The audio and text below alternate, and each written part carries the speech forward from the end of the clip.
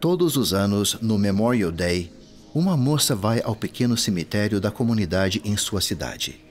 Muitas vezes, ela visita 4 túmulos que ficam um ao lado do outro. São os túmulos de Clyde, Leroy, Roland e Rulon Borgstrom. Ela nunca os conheceu, mas conhece a história deles. Todos na cidadezinha de Tremonton, Utah, conhecem essa história. Em 1944, a família Borgstrom mandou 5 filhos para a guerra. Em menos de 6 meses, 4 morreram.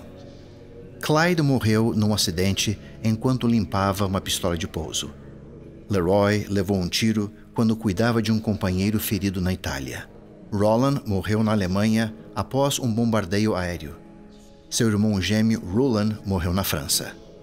Quando o presidente Roosevelt ouviu sobre essas tragédias na mesma família, ordenou que o 5º filho, Boyd, fosse liberado de sua missão no Pacífico e mandado para casa. Boyd não queria ir, mas depois acabou concordando. Quando o corpo de cada um dos irmãos foi trazido para o pequeno cemitério, toda a comunidade se reuniu para prestar condolência à família por tamanha perda. Muitos anos depois, em uma de suas visitas anuais ao cemitério, a moça conheceu a esposa do irmão que sobrevivera. Ela perguntou: como a mãe desses rapazes lidou com essa perda? A mulher respondeu: ela se voltou para o céu. Adorando a Deus e orando, ela encontrou força e consolo. Claro que pensamentos divinos não nos tiram da realidade da vida, mas com certeza dão perspectiva. Eles nos ajudam a lembrar e a refletir. É bom para a alma parar e agradecer pela vida daqueles que deram tanto de si. Teríamos esperança e liberdade sem eles?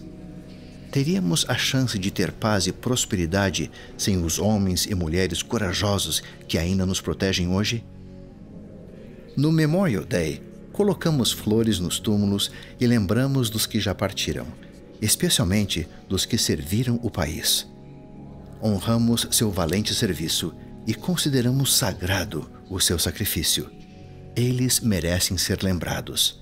Que jamais nos esqueçamos deles.